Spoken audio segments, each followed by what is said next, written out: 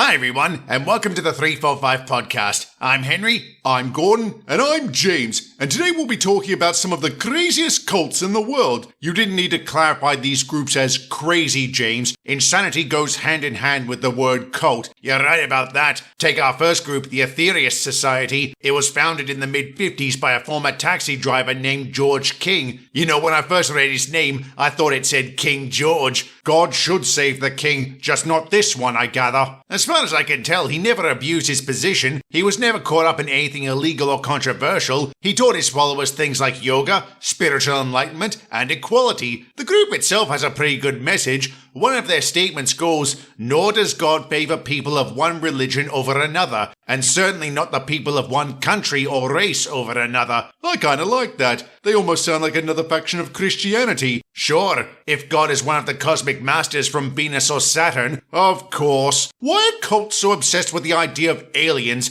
Beats me. But these cosmic masters have been controlling humanity's fate for thousands of years. Sometimes they've sent their avatars to Earth to guide and teach the world. These avatars include the likes of Jesus and the Buddha. The society's goal is to change the world through prayer and something called spiritual charging. Do I want to know what that is? Near as I can tell, the group believes that by concentrating their spiritual energy, they can prevent things like wars and natural disasters from happening. They claim they've done so on several occasions. And I suppose there's some kind of messianic figure involved? Yep, they're called the New Master, and when the world has been spiritually prepared, they'll descend to Earth in a flying saucer armed with magic more powerful than all the weapons on Earth. And then what? I don't know. I couldn't find anything about what's supposed to happen then. If I had to guess, this new master would either destroy the non-believers or simply take their followers away. No doubt to meet the intergalactic parliament that's at war with a group of evil aliens from across the universe. You sure this is a cult and not the plot of some science fiction movie? Sure sounds like it. If it were a sci-fi movie, I'd watch it.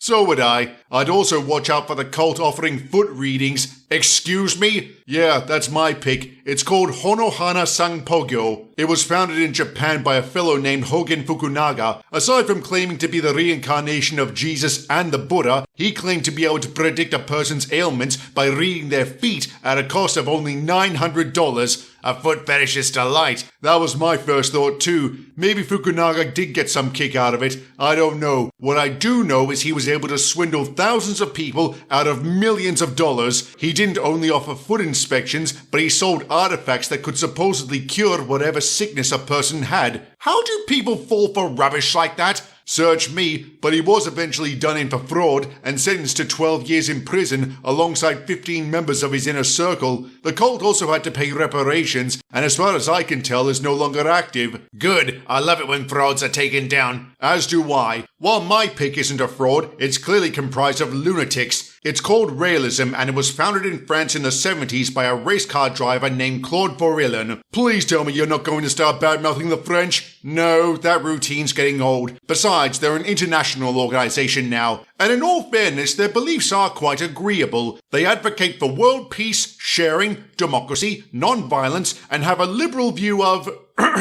relations. Sounds like my kind of group. If that group believes life was created by a bunch of aliens who have been sending messages to Earth in human form to check in on things. Oh, and who are these messengers? They've included the likes of Jesus and the Buddha. Man, those two get co-opted a lot by cults. Indeed. Despite their religious overtones, the realists also embrace science. In 1997, they created a company dedicated to human cloning, which they claim has been successful, all without proof, mind you. Bust my buffers, there's a lot of strangeness in the world. Stranger than talking trains mocking crazy cults? Yes, Henry, stranger than that. If nobody has anything further to add, let's move on to the questions. When you're running low on fuel, is the sensation similar to hunger or dehydration, and does it affect your performance? No, it's nothing like hunger or dehydration because it isn't painful, but our performance can be impacted by the fuel itself. If it's contaminated or of a poor quality, we can become sluggish, tired, or even sick. Next up, what are the more painful breakdowns for a non-faceless vehicle? Anything that involves something exploding, like a motor or a valve.